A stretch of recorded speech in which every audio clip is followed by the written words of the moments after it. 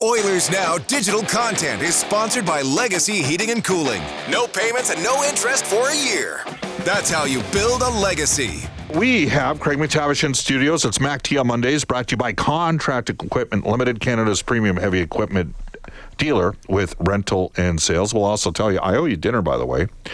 Our London versus our London versus Moncton bet at Ruth Chris. Ruth Chris. Brendan. Brendan. There we go. 500-degree sizzle, prime cuts, and service that stuns make your next date night or celebration unforgettable at Edmonton's best steakhouse, Ruth Chris, 9990 Jasper Avenue. Of course, keep texting us on the Ashley Fine Floors text line 780.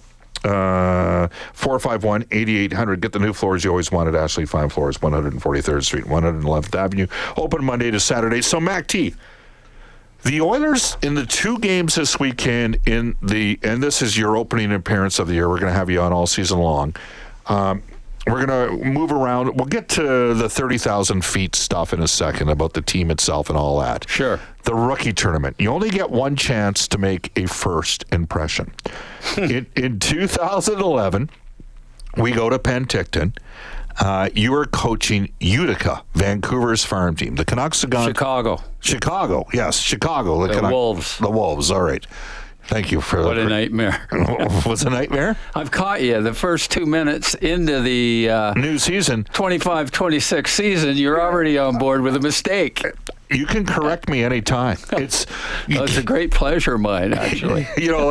I've told Cam Moon, if I make a mistake, tell me, correct me. Don't let me repeat the same error like I did Friday night in the Oilers rookie game. I made the same mistake 3 separate times.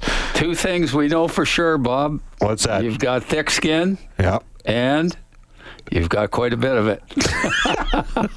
Wow. You've been saving up your material all summer or what? Come on, man. It's a little harsh, don't you think? Great. Pleased to see you. Who the hell brought this guy in the studio anyways? I was president of your fan club when you were the GM of the team. Oh, yeah. Yeah, sure I was. Yeah. All right. So let's go back to when you were coaching Chicago. Vancouver had gone to a Stanley Cup final in 2011. So there's a cyclical nature of the teams in rookie games, rookie tournaments. The better the NHL team, there tends to be some more challenging it is to put together a team for the rookie tournament. Is that fair, or is that an excuse?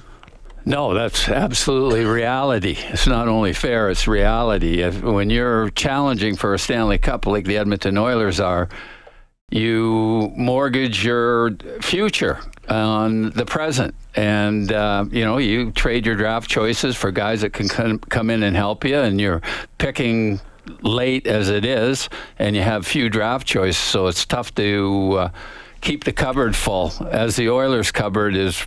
they have to do some creative things to stock the minor league teams. Which they have. They hammered Europe. Yeah. We just had Kelly Larson on. They ended up taking a swing on David Tomasek, but he's 29. After Leppinen, he's 26. The top scorer in Sweden, the top scorer in Finland. Lepinen's a defenseman, but those guys don't help you out in the rookie game. Now I'm going to take you back to 2011. The Canucks go Game 7 of the Stanley Cup final. They lose to the Boston Bruins in the final at home. Very quiet. GM, as I recall, was very quiet in that arena that day. I felt bad for the fans in Vancouver. Kind of felt like, they probably, not everybody felt bad for them, but there were a lot of people that felt, okay, so here's the deal. The Oilers, meanwhile, had the number 1 pick. So we go to Penticton the year before. It was Taylor Hall and Jordan Eberle and Magnus Bjorkgren. The Oilers were the Belle of the Bar. That was the first year in Penticton. There were 6 teams there. The second year was just the 4 Canadian teams. And Edmonton's rolling out Nugent Hopkins. It's pretty exciting. Oh, and I got a guy named Colton Tubert. I was talking about this with Jerry Johansson today because he had Colton, okay? And Tubert had come over in the Dustin Penner trade. The Oilers also got a number 1 who turned out to be Oscar Klefbom. Pretty good trade by Steve Tamolini, as it turned out. They're playing your team, and it's not going well for your team. They're giving it to you pretty good, right? Like they're up 5 or 6 to 1 probably in the third period. Is that fair? Do you recall? Oh, I think it was more than that. We got pounded, and humiliatingly so. Yes. But Colton Tubert was like 6'2.5" at 12. Okay, he's out of White Rock. He was the number 1 pick in the WHL Bantam draft. Remember, he was the 12th overall pick in the NHL draft in a year in which they got Doughty second. Like, they had 2 super high picks in LA. So he's this big, tough kid out of the WHL. And in the category of you only get one chance to make a first impression, we're all out there, everybody. And that building in Penticton, like, there were a lot of... It was full, right? Yeah. Because Nugent Hopkins was there. Yeah. So Tubert opened, and he picks the fight. Like, the Oilers are all over the Canucks. They're just crushing you guys. And he walked right into one. Adam Polasak. Big Czech defenseman. I mean, he didn't fight a lot, and but you're right. Colton walked into one, and it was, lights out for Colton. He was never seen the same way. Yeah. Like, he really can that happen sometimes in rookie tournaments where you just, because you were later the GM of the Oilers when Draisaitl was at the rookie tournament in 2014 in Penticton, and Nikolai Ehlers was fantastic for Winnipeg. You and Scott Housen tried to sign a guy out of the rookie tournament out of Russia, but you couldn't. We did, but we shouldn't. Right. There was some loophole that precluded us from signing him, and it was a mistake we made. That happens. But yeah, no. But just okay. So give me a thought on being a manager in those sort of rookie tournaments.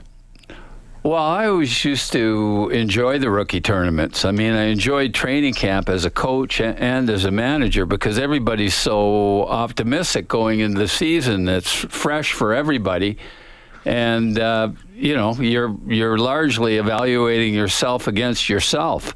And it was a real optimistic time of year back in those days when I was coaching the main team, and then certainly when I was managing. But I knew for sure, if you had a lot of success at the rookie tournament, you probably weren't going to have a lot of success for all the reasons that we talked about when we were getting into this discussion. Is that when you're at the bottom of the barrel, you got the top players coming in, and they're the players that are staffing the rookie games. Yeah. Vladimir Tkachev, that was the kid you guys tried to, and then he ended up playing for the Quebec Ramparts against Draisaitl in the 2015 Memorial Cup. And Draisaitl was the MVP of the Memorial Cup that year. Right, and they should have won. They had an opportunity to win a couple times in overtime. We were all there watching. And Kelowna should have won, but didn't. Yeah, Anthony Cirelli scored the game winner. He got both goals for Oshawa. Josh Morrissey had a great opportunity to win it. Well, and Kelowna got the 2 players from Prince Albert. Draisaitl, obviously, you kept him up for about half the year when you were GM that year. And he played his best game against Calgary with second star. That was the last game he played. You're going down now. See. Yeah, that was tough on Leon, but the way we were going, I thought it was important for his development to go down there. And really, when I knew he was going to a really good organization in Kelowna with Bruce Hamilton, they had a really good team. He'd get a great experience out of it. And I mean, Leon handled it really professionally. We sat down and talked about what, after this experience is over, what do you want people to be saying about you in that organization? Hardworking, team first mentality. We've had 10 or 11 things that we discussed that we wanted to, when we look back at this experience, what he wanted to accomplish. And he was a great teammate there, and I still think he stays in touch with Bruce Hamilton, and it was a great organization. And as painful as it was for Leon to go backwards at that point, I think it was the right thing to do. It'd be interesting to see what he thinks, but I thought he's turned out pretty good. He was the MVP of the WHL playoffs that year, and he was the MVP of the Memorial Cup. I remember he scored a goal. He came down the right side, shorthanded, walked a D-man and ripped one short side on the goaltender. Just a great goal. MacT on Monday is brought to you by Contract Equipment, Canada's premium heavy equipment dealer with rental and sales. I do want to mention to you the Oilers Now injury report for James H. Brown, injury lawyers. Trent Brown, best Golden Bears football player I saw in the last 50 years. When accidents happen, go to jameshbrown.com. And Zach Hyman, we'll be keeping an eye on him. He's going to be one of those storylines. When we come back, we're going to talk about Griffin Reinhardt. No. Yes, we are. We will talk about the Oilers in the here and now, but we're going to get to that first. Craig, you mentioned Draisaitl. He played great in the game, and it was right after Christmas down in Calgary. He was second star in the game, picked up a couple of primary assists. I remember it because this is the guy I am. We flew from Calgary to Denver it was New Year's Eve because we had a pop on the plane. And anyways, Happy New Year, everybody. You traded David Perron the next day, January 1st. I was hosting the show from the hotel room. Maybe it was January 2nd, but it was anyways in January. And Perron was back at the hotel, and I told him because there were rumors that it might be Pittsburgh. You ended up getting a first-round pick from Pittsburgh, which turned out to be the 16th overall pick. That was a pretty good trade. Like, you get a mid-round first round. There was nobody else offering a first-round pick at that time for David Perron. Right. And we were under a little bit of pressure to deal him. From Octagon, from Al Walsh, or? Well, more financial pressure from our organization. Like, it was... we're in the position we're in. Yeah, we're in it. Let's... cut our losses. And it made sense. Everybody agreed with the strategy. But nobody, I remember I was talking to Boston, Peter Chiarelli was the manager at that point, and he was interested in David Perron, and I traded him to Pittsburgh, and Jimmy Rutherford was the manager. And I told Peter at the time that, I've got a first rounder for him. And he's, what? You got a first rounder, like a former first rounder or a first rounder? And I said, no, we got a first round draft choice for David because, Jimmy Rutherford was loading up. David hadn't scored in a long time. He had 28 the year before. And he went into Pittsburgh and scored in his first game. Crosby made a nice pass. So I always liked David Perron. I liked his compete level. He was a good teammate. You got a mid-round, first-round pick for him. And we traded Magnus Pajärvi for him. Right. And a second. It turned out to be Ivan Barbashev. Right.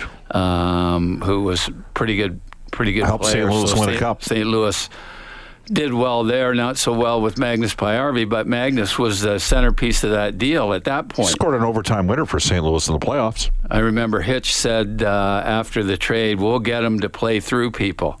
And I thought, good luck, Hitch, And, great guy, Magnus. Awesome. Father was a big agent and really nice guy, but he reminded me actually a lot of Ryan McLeod when Ryan first came into the league. Yeah. They were always the third guy on the forecheck, and they looking. It wasn't because they were that defensive minded. They just didn't want to be the first guy, right, or the second guy at that time. But the NHL can be an intimidating league when you get into it. And Ryan McLeod obviously. Figured out he had to compete harder and get in there in the tough areas, and did. And Magnus really never had that skill set. All right, so here's the deal, literally and figuratively. You trade Perron to Pittsburgh. That pick turns out to be the 16th overall pick in the draft. The Oilers had a lot of interest in Stu McGregor was still running the scouting in the second half of the season. You guys had a lot of interest in Joel Eriksson-Ek. Pete Chiarelli comes in as the new executive when Edmonton gets the number one pick. And look out. You end up trading the 16. Pete becomes your new boss. Stu gets fired. You trade the 16 and second round pick, which was a 33, for Griffin Reinhardt. What do you remember about that trade? Well, I remember that Peter wasn't that enthusiastic about that trade.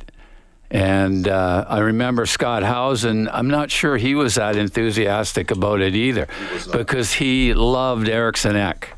Okay. And there's a real strong argument to be made that Eriksson Ek's the better draft choice than Matthew Barzal. Right. And, what a great centerpiece he would have been here in Edmonton.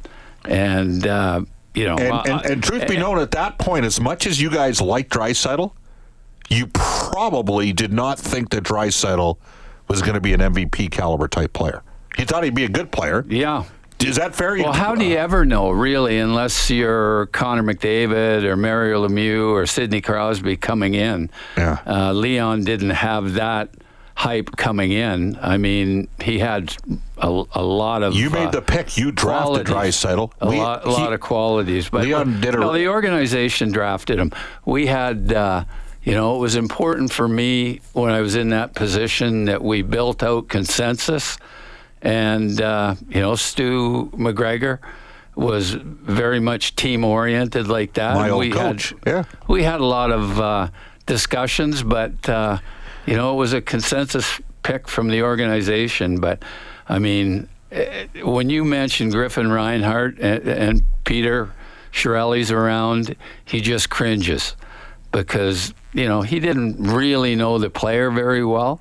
And he was relying on some of the input in the organization. Obviously, managers do that in all organizations, but it really ended up being the worst thing that he did while he was here. I got to tell you, in fairness to him, he didn't love the idea. Yeah, well, unfortunately, we're getting a little bit of history here. I mean, a couple things. Number one, let's just say Draisaitl. I'm not surprised he was well prepared for the interviews with you guys.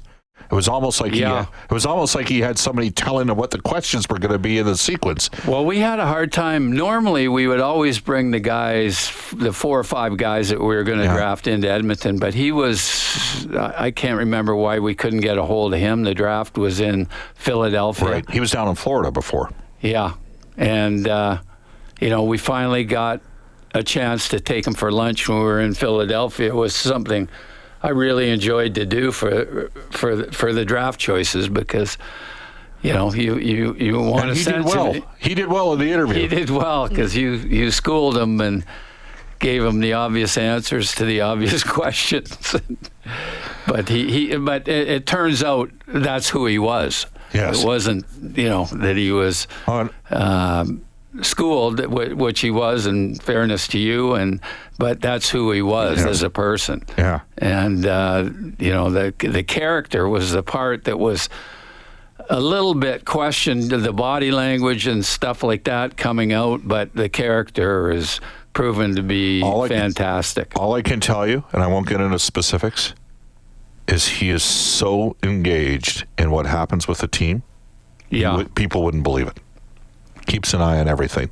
Okay? Yeah. Watches, like he is, that's how he's wired. First guy there in the mornings, he knows what's going on. All right, so I'll be honest with you. I saw Reinhardt play 27 times in the 13-14 season, the year the Oil Kings won the Memorial, in person, like at Rexall Place. Pretty dominant. I am shocked he didn't have a better NHL career. Now, the 2 picks, the 6, I can understand the 16 and the 33, right? And it just didn't work out. And the other thing that happened is when you get him, you got to play him. And the Oilers had a new coaching staff, and they had, Jim Johnson liked Brandon Davidson more than he liked Griffin Reinhardt. And that's just... Well, in fairness to Jim Johnson, Griffin didn't do anything to separate himself. There you go. But it made sense because we needed defense. He was further along in his development, a year or 2 further along, and he played great hockey for the Oil Kings. Yeah. And so you could see how it made sense, and the fact we needed defense so desperately really pushed us over the edge of doing something that we shouldn't have done.